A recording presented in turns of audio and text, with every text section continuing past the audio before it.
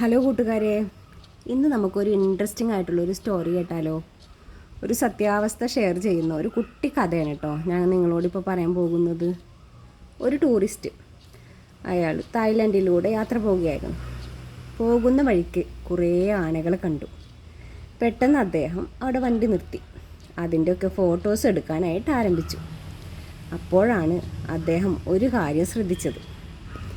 ഈ വലിയ വലിയ ആനകളെല്ലാം കെട്ടിയിരിക്കുന്നത് ചെറിയ തരത്തിലുള്ള കയറുപയോഗിച്ചിട്ടാണ്. ഒരു ചങ്ങല പോലും ഇട്ടിട്ടില്ല. ഈ ആനകൾ ആഞ്ഞൊരു വലി വലിക്കുകയാണെങ്കിൽ വളരെ ഈസി ആയിട്ട് ആ കയറ് പൊട്ടിക്കാൻ പറ്റും. അങ്ങനെ അവർക്ക് ഫ്രീ ആയി പോകാനും പറ്റും. പക്ഷേ എന്തുകൊണ്ടാണെന്നറിയില്ല, ഒരാന പോലും അതിനായിട്ട് ശ്രമിക്കുന്നില്ല.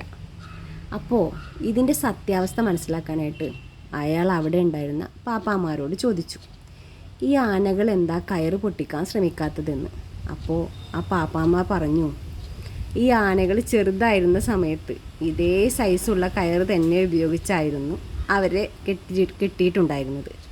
അന്ന് അവർക്കത് പൊട്ടിക്കാൻ കഴിയില്ലായിരുന്നു. അങ്ങനെ അവർ വളരും തോറും അവർ വിശ്വസിച്ചു ഈ കയറ് ഒരിക്കലും പൊട്ടിക്കാനായിട്ട് അവർക്ക് കഴിയില്ല എന്ന്. അതുകൊണ്ട് തന്നെ പിന്നീട് അങ്ങോട്ട് ഈ കയറ് പൊട്ടിക്കാനായിട്ട് അവർ ശ്രമിച്ചിട്ടുമില്ല. ഇത് കേട്ടതും ആ ടൂറിസ്റ്റ് ആകെ അന്തം വിട്ടുപോയി.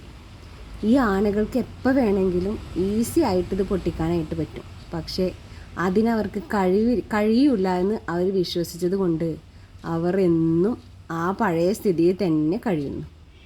ഇതുപോലെ തന്നെയാണ് നമ്മൾ പലരുടെയും ജീവിതം. നമ്മളൊരു ലക്ഷ്യം നേടാനായിട്ട് എന്നോ പണ്ടൊരിക്കലൊരു പ്രാവശ്യം ശ്രമിച്ചിട്ടുണ്ടാവും.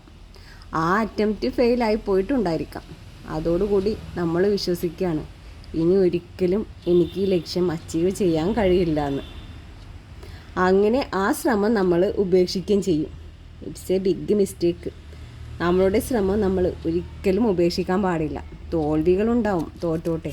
ഓരോ തവണ നമ്മൾ തോൽക്കുമ്പോഴും പുതിയ പുതിയ എക്സ്പീരിയൻസാണ് നമുക്ക് കിട്ടുന്നത്. ആ അറിവും എക്സ്പീരിയൻസും വെച്ചിട്ട് നമ്മൾ ട്രൈ ചെയ്യുകയാണെങ്കിൽ ഇന്നല്ലെങ്കിൽ നാളെ നമ്മൾ ലക്ഷ്യസ്ഥാനത്ത് എത്തിയിരിക്കും, ഉറപ്പാണ്. Thanks for watching. Good night, ശുഭരാത്രി. Okay, thank U.